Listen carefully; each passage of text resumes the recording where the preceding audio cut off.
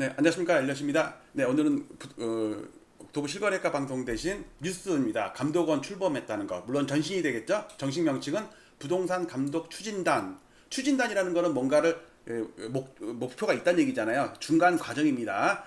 정식 명칭은 아직 부동산 감독원이 아닌데 당연히 부동산 감독원이 되겠죠. 왜? 제가 청원을 그렇게 올렸으니까. 여러분들께서 지난 8월 5일부터 9월 4일까지 한 달 동안 여러분들께서 많이 응원해 주셔서 16,000명이 넘게 동의를 해주셔서 동의를 해주셔서 많이 좀 꼬이죠? 5만 명에는 못 채워졌지만 그래도 여론을 많이 형성시킨 것 같아요. 여기저기 가서 댓글 달아주시고 저도 홍보 영상도 만들어서 여기저기 배포해드리고 그랬는데 하여튼 그 결과로 미완의 청원이었지만 그래도 아주 만족합니다. 자, 그래서 뉴스랑 그 8월달 한 달 내내 제가 영상 만들어서 올렸던 거 다시 한번 보시면서 축하해 주시면서 부동산 시장이 정상화되기를 이렇게 많이 기원해 주시기 바랍니다. 네, 이어서 뉴스를 보시고 과거 영상 보시도록 하겠습니다. 감사합니다.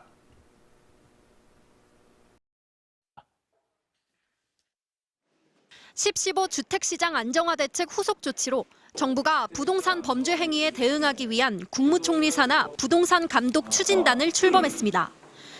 각 부처의 전문 인력으로 구성된 상설 조직인 부동산 감독 추진단을 통해 보다 신속하고 강력하게 부동산 불법 행위에 대응하겠습니다. 핵심 목표는 내년 초까지 부동산 불법 행위 감독 기구를 설립하는 겁니다.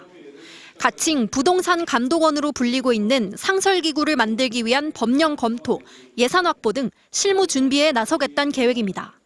나아가 집값 띄우기, 편법 증여 등 불법 행위 관련 수사 정보도 공유하고 대응 방안을 논의할 예정입니다. 차관급인 김용수 국무 2차장을 단장으로 국무조정실과 국토교통부, 행정안전부, 금융위원회 등 정부 부처와 관계기관 소속 18명으로 구성됐습니다.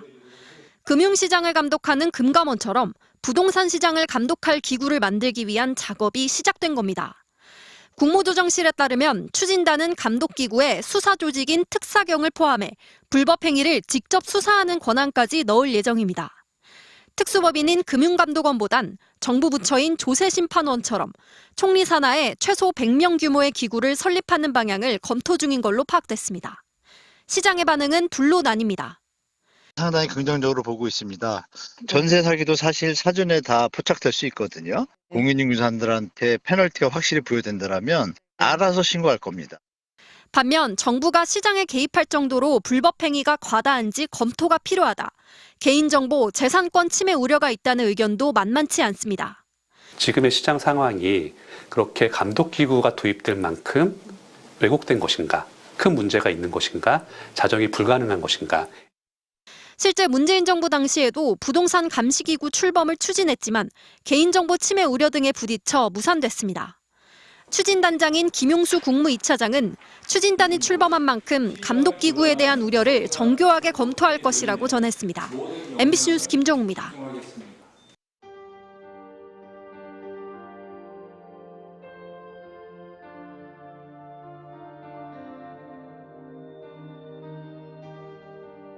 지난 2월 12일 오세훈 서울시장의 갑작스러운 토지거래 허가구역 토허제 해제와 3월 24일 확대 재지정을 기폭제로 서울 아파트 시장의 투기적 과열 양상이 격화되었고 시장 교란 행위도 빈번히 발생했습니다.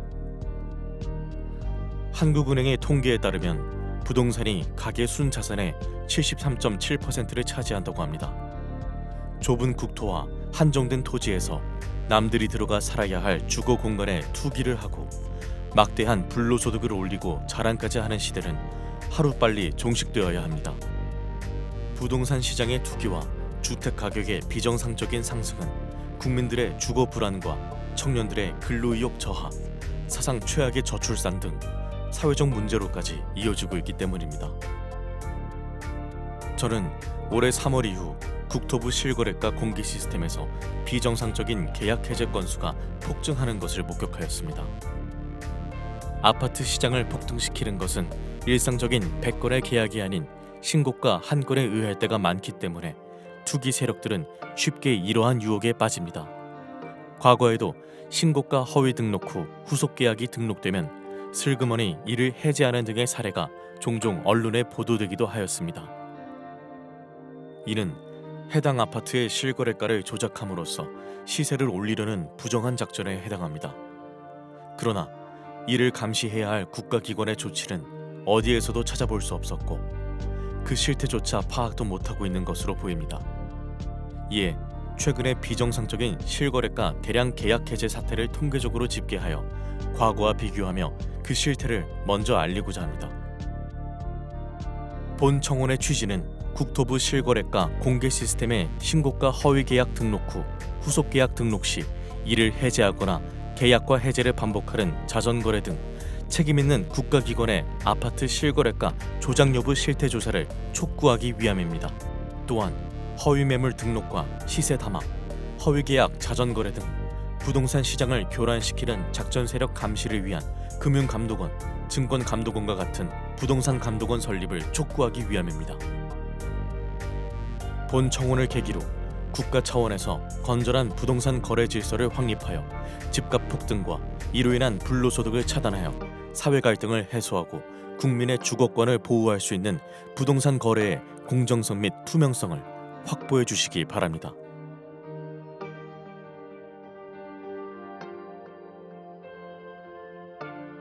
국토부 실거래가 공개 시스템에 등록된 최근의 서울 아파트 매매 계약과 해제 건수를 집계하여 과거와 비교한 특이사항은 아래와 같습니다. 올해 7월까지의 계약 해제 건수는 4,028건이 등록되었는데 그 중에서도 특히 6월에 가장 큰 폭을 기록하였습니다. 해제 사유 발생일 기준으로 6월 한 달간 1,181건이 발생하였는데 이는 데이터가 공개된 2020년 2월 이후 5년간의 월 평균 해제 건수 124건에 비해 9.5배나 되는 이상 현상이었습니다.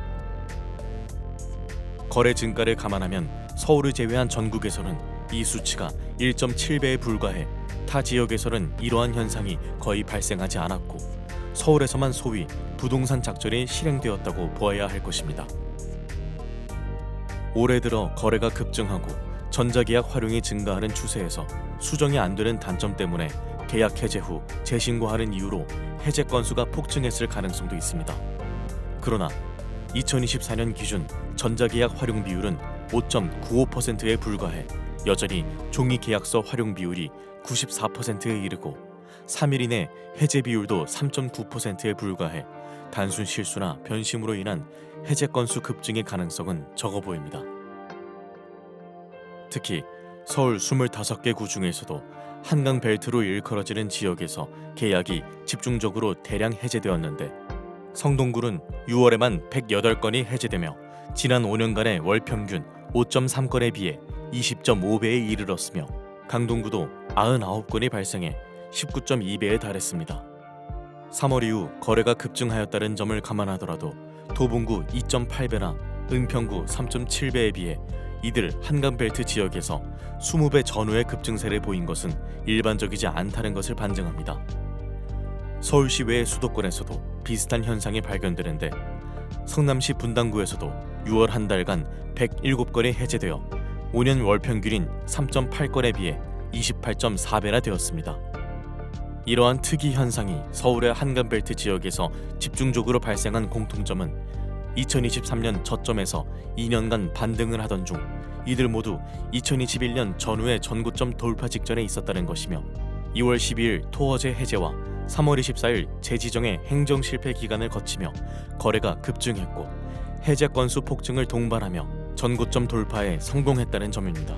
다음에 나열할 1년의 일자별 데이터를 살펴보면 이러한 계약 해제 건수 폭증과 토어제 사이에는 분명한 인과관계가 있다고 추정됩니다. 이번 대량 계약 해제 사태는 오세훈 서울시장이 직접 기획해 1월 14일 서울시청 대회의실에서 열렸던 규제 풀어 민생 살리기 대토론회에서부터 시작되었다고 생각됩니다. 당시 토론회에 참여했던 100인 중 강남구 공인중개사 한 분의 토어제 구역 해제 건의에 대한 답으로 서울시장은 강남구 대치동과 삼성동, 청담동과 송파구의 잠실동 등 4개 지역의 토어제를 해제하겠다고 공언했습니다. 한 달 후인 2월 12일 이들 4개 동은 토어제 지역에서 전격적으로 해제되었으며 이들 지역의 아파트 값은 곧바로 폭등세를 보였습니다. 일몰제였던 토어제는 6월이면 자동적으로 해제될 예정이었음에도 불구하고 서울 아파트 거래량이 감소되었고 매매 가격도 안정되었다는 이유로 사상 최고치를 기록하며 폭등세를 보이던 토어제 지역을 신정부 출범 직전 4개월 앞당겨 전격적으로 해제한 것은 이해할 수 없는 행정이었습니다. 당시 잠실동은 2년 전 저점에서 이미 플러스 28.9%, 대치동은 플러스 24.8% 급등해서 사상 최고치를 이어가던 중이었으며 계엄과 탄핵 등 주무부처가 부재한 무정부 상태를 틈타 급등세는 폭등세로 변하여 7월 현재까지 5개월간 플러스 20% 전후의 추가 상승세를 기록, 2년간 플러스 50%가 넘는 경이적인 기록을 세웠습니다.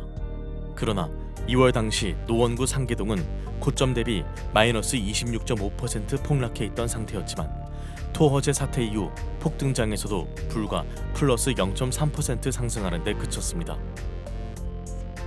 결국 2년간 대치동 세대수 상위 9개 단지 14,169세대의 평균 매매가가 28.7억 원에서 43.1억 원까지 플러스 14.4억 원, 플러스 50.6% 급등하는 동안 상계동 세대수 상위 34개 단지 46,751세대의 평균 매매가는 7.5억 원에서 5.7억 원까지 오히려 마이너스 1.8억 원, 마이너스 23.5% 급락했습니다.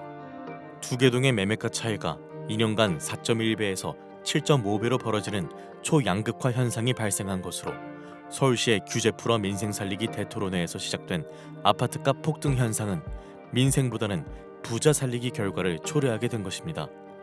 더구나 상계동의 총 세대수는 대치동에 비해 2배 이상 더 많기까지 합니다. 토허제 해제 이후의 지역별 아파트값 폭등 현상을 날짜별로 나열하면 이번에 대량 계약 해제 현상이 불특정 다수에 의한 우연한 현상이 아니었음을 의심하게 됩니다.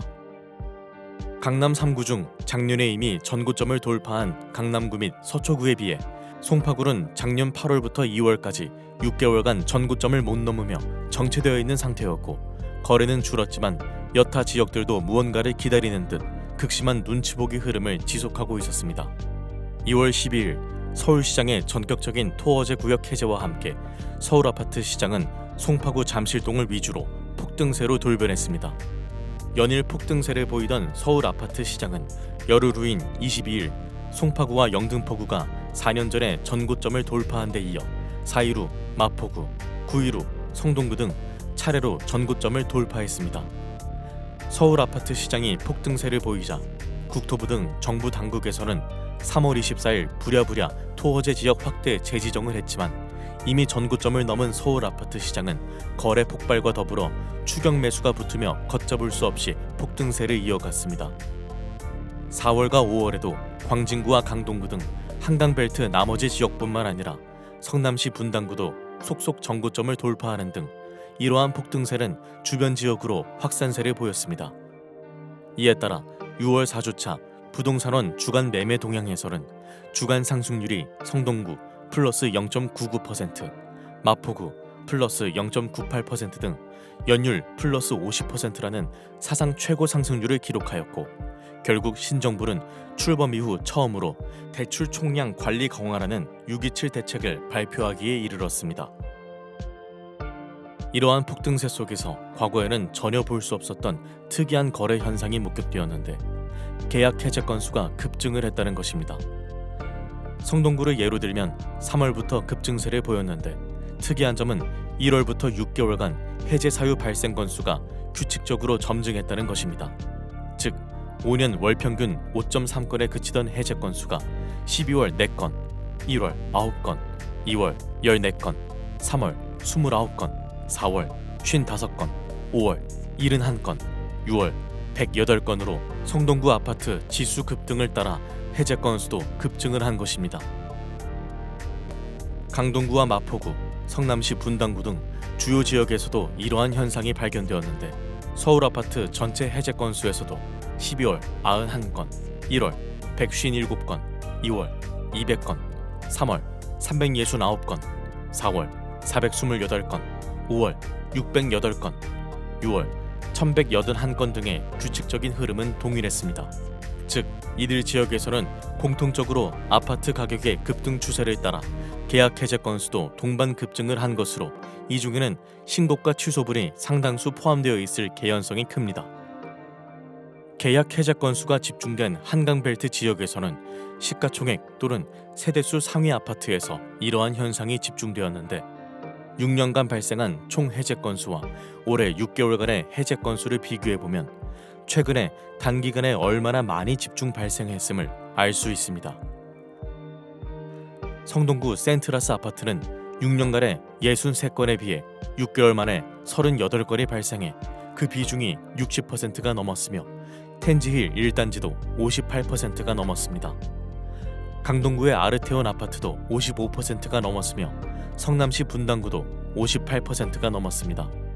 특히 양천구의 목동 신시가지 7단지의 경우에는 6년간 발생한 총 해제 건수 17건 중 올해 6개월에만 12건이 집중적으로 발생했는데 이 기간 전용 53제곱미터 실거래가는 15.7억 원에서 23억 원으로 플러스 7.3억 원 폭등, 불과 4개월 만에 플러스 46.5%를 기록했으며 전용 66제곱미터 실거래가도 19.5억 원에서 27.5억 원으로 플러스 8억 원의 폭등, 플러스 41%를 기록했습니다.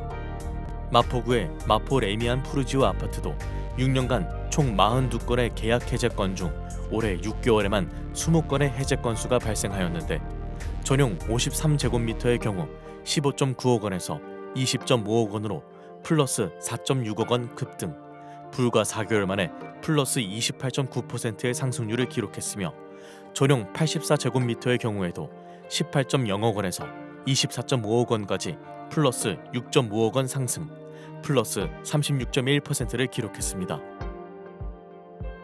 이 중에는 상당수가 단순한 실수라 차고 변심 등으로 인한 계약 해제건이 있을 수 있으나 거래 폭증과 함께 신고가를 포함한 이러한 대량 계약 해제 건수가 전고점을 넘기며 추격 매수를 유발하기에는 딱 좋은 현상이었습니다. 문제는 이러한 대량 계약 해제 건수가 시장 참여자들에게 착시를 불러일으킬 뿐만 아니라 국가기관의 공식적인 총 거래 건수에도 포함된다는 것입니다. 실제로 서울시 부동산 정보광장 홈페이지에는 해제 건수가 포함된 거래 건수가 노출이 되고 있으며 언론에서는 이를 여과 없이 보도합니다. 즉, 지난 6월의 총 거래 건수에는 이미 해제된 1천여 건의 계약도 포함이 되어 있습니다. 한편 올해 7월까지 서울 아파트 실제 계약 건수는 44,285건이고 해제 건수는 4,028건으로 총 해제 금액은 5조 2,500억 원입니다. 올해 해제된 계약 건수가 모두 정상이었다고 가정하면 이 금액만큼의 계약금 손익이 발생한 것이며 이 중 20%만 계약금을 포기했다고 가정해도 그 금액은 1조 원이 넘습니다. 그러나 7개월간 4,000건이 넘는 해제 건수 중 얼마나 실제 계약서를 썼는지, 계약금은 주고받았는지 알 수가 없습니다. 누군가 나쁜 의도를 가지고 하루에 10번씩 계약과 취소하는 행위를 반복하더라도 막을 수가 없으며 계약금 이체 없이 없었던 일로 삼아도 알아낼 수가 없습니다. 또한 실제 계약 건수와 해제 건수 중에는 특이한 차이점을 발견할 수 있는데 이번 폭등장에서 발생한 계약 해제 건수 중 주요 지역일수록 해제 금액이 실제 계약 금액보다 훨씬 더 고가라는 점입니다. 예를 들어 강남구의 올해 225건의 계약 해제 금액 평균가는 31.1억 원으로 2,517건의 실제 계약 금액 평균가 28.7억 원에 비해 2.4억 원이나 고가였습니다.